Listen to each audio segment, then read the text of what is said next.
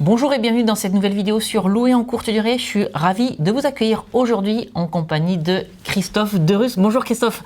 Bonjour Sébastien. Merci d'être là. Donc Christophe, toi tu es courtier au sein du cabinet Access Finance et on est là aujourd'hui pour parler de financement de projets immobiliers et tu vas nous expliquer pourquoi l'investissement immobilier sans apport et sur 25 ans est quelque chose que toi, courtier, tu recommandes. Tout à fait. Ok, donc ce qu'on va faire dans un premier temps, Christophe, c'est que je vais te laisser présenter rapidement Access Finance. Oui. Voilà, moi c'est un partenaire avec lequel je travaille depuis plusieurs années maintenant. Je vais vous la faire courte, mais en fait j'ai rencontré Christophe un petit peu par hasard. Au moment où on cherchait à faire financer avec Aude, ma compagne, un projet immobilier voilà, pour lequel on n'arrivait pas à sortir un crédit. On était à 2 jours de la date limite que nous avait fixé le notaire. On est tombé par hasard sur Christophe via un collègue de travail d'Aude et en 48 heures, Access Finance, via Christophe, a réussi à nous sortir le financement sur 20 ans sans apport. Voilà, et depuis lors, on collabore. Donc, merci Christophe pour ce projet-là. Merci d'accepter cette interview. Avec Je te plaisir. laisse te présenter le cabinet et tu vas nous expliquer ensuite pourquoi est-ce que tu recommandes, toi, courtier, d'investir sans apport et sur 25 ans. Bonjour à tous et à toutes, Christophe Derus, donc Access Finance, donc je suis courtier comme vous l'a expliqué Sébastien, responsable également au sein du cabinet Access Finance de l'activité prêt immobilier, financement immobilier.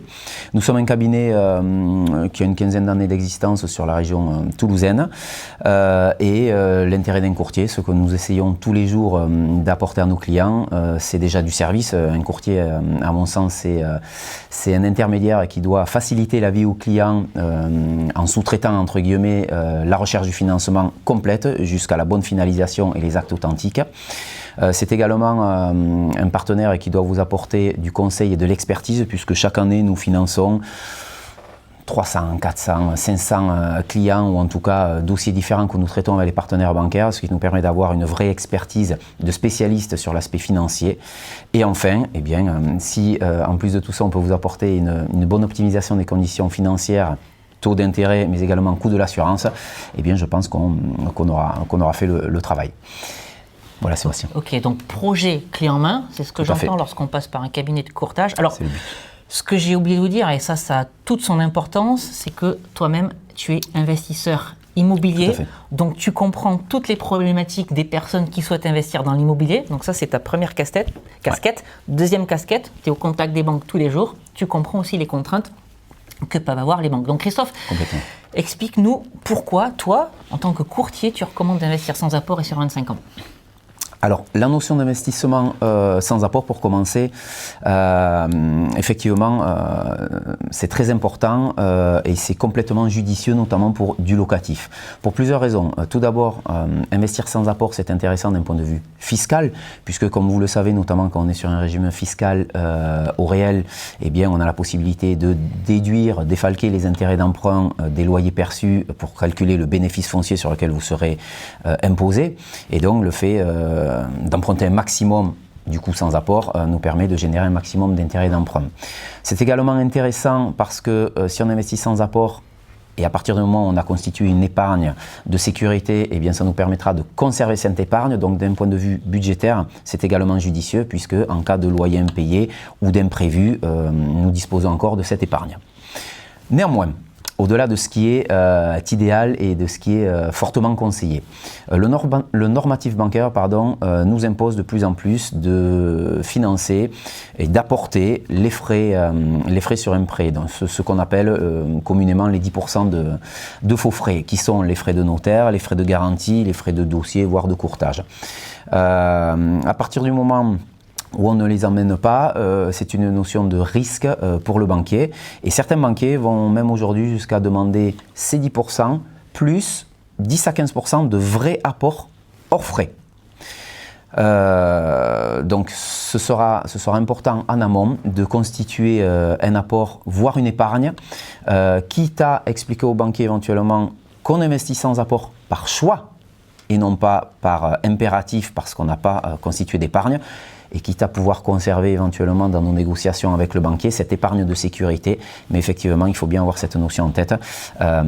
Très très important de constituer de l'épargne en amont d'un investissement immobilier locatif. Ce que tu me disais avant qu'on démarre la vidéo, c'est que la banque, généralement, ce qu'elle aime avoir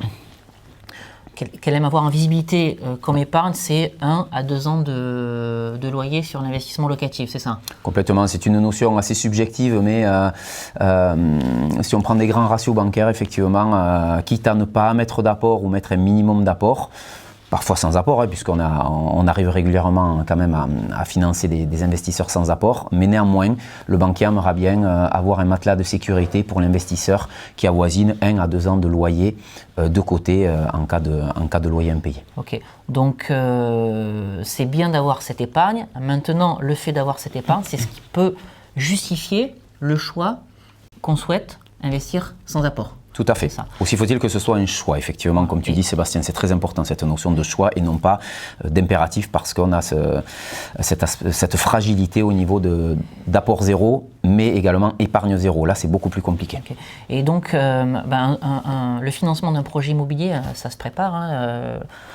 Voilà, aujourd'hui, n'allez pas voir une banque ou un cabinet de courtage si vous n'avez pas assez mis vos comptes sur les 3 ou 4 derniers mois parce que tous vos relevés bancaires vont être épluchés. Il faut faire, faut montrer patte blanche, il faut être un bon élève au moment où on va rechercher le financement. Donc voilà, sur les mois qui vont précéder votre recherche de financement, à partir du moment où vous vous dites, voilà, maintenant ça y est, je vais investir dans l'immobilier, on assainit les comptes. On fait une épargne régulière si possible, effectivement. Tous les mois, idéalement lorsque vos revenus tombent, parce que si vous attendez le 30 pour faire l'épargne, il n'y aura plus rien sur le compte bancaire. Mais voilà, avec 6 000 € d'épargne, voilà, on est capable d'aller chercher un financement sans apport. Alors pourquoi je prends 6 000 €? Donc j'ai pris un loyer de 500 € par exemple, fois 12 mois, c'est 6 000 € d'épargne. Donc c'est pas très compliqué à obtenir, mais ça permet derrière d'avoir un financement sans apport. Donc ok, j'ai bien compris Christophe, et je pense que les personnes qui nous regardent aussi, pourquoi tu recommandes d'un point de vue fiscal de ne pas mettre d'apport. Maintenant, ce que souhaitent également faire les personnes lorsqu'elles investissent, c'est d'aller chercher une durée de crédit longue. Et là, toi aussi, en tant qu'investisseur, tu le recommandes. Complètement. Pourquoi ? Effectivement, Sébastien, plus la durée est longue, plus c'est intéressant. Et d'un point de vue fiscal, pour rejoindre le raisonnement précédent, puisque même si les intérêts d'emprunt sont dégressifs au fil de la durée d'un crédit, néanmoins il en reste tout le temps un petit peu jusqu'au bout. Donc si on les déduit sur une durée la plus longue possible, eh bien le bénéfice foncier sera moindre jusqu'au bout. Ça c'est le premier intérêt qui est fiscal, mais également d'un point de vue budgétaire tout simplement, puisque plus on tire la durée du crédit, même si le taux d'intérêt est un petit peu élevé, mais ce n'est pas très important puisqu'on déduit ses intérêts d'emprunt, et bien en tout cas, l'équilibre financier chaque mois entre rentrée de loyer et crédit qui sort sera plus proche de l'équilibre par rapport à un projet qu'on financerait sur une durée très courte et où la charge serait beaucoup plus élevée, bien évidemment. Donc ça, c'est l'intérêt pour l'investisseur de financer sur la durée la plus longue possible, bien évidemment. Néanmoins, encore une fois, le banquier, lui, ne le voit pas du même œil, puisque les durées pour de l'investissement locatif, même si on arrive encore de temps en temps à financer sur 25 ans, les durées se resserrent et communément, le banquier préfère de plus en plus ne pas dépasser une durée de 20 ans. Donc en fonction des dossiers, en fonction bien évidemment de l'âge de l'emprunteur, en fonction des spécificités patrimoniales, de revenus, etc., il conviendra parfois de réduire cette durée pour séduire un petit peu plus le banquier, rentrer dans un normatif bancaire qui est de rigueur aujourd'hui, effectivement. Donc je retiens 2 choses de ce que tu nous as dit.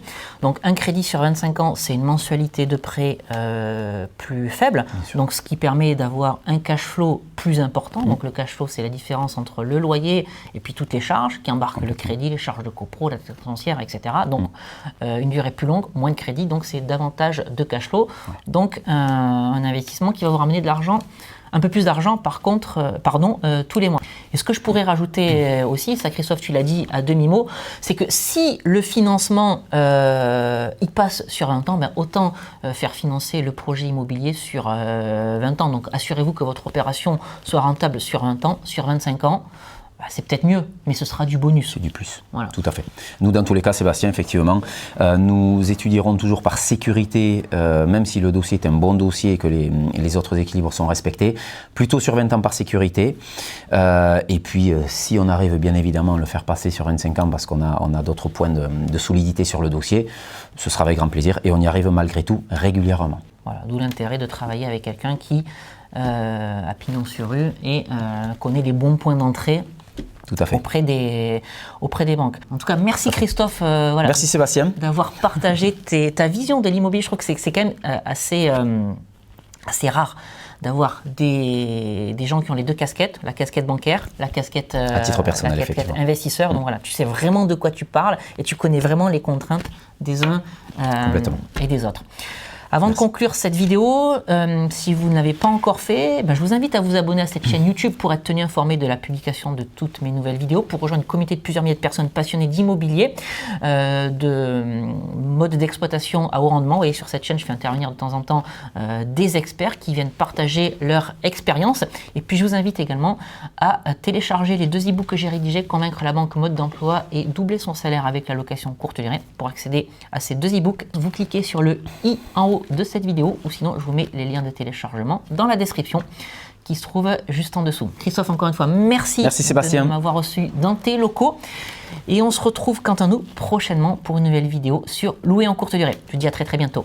Ciao.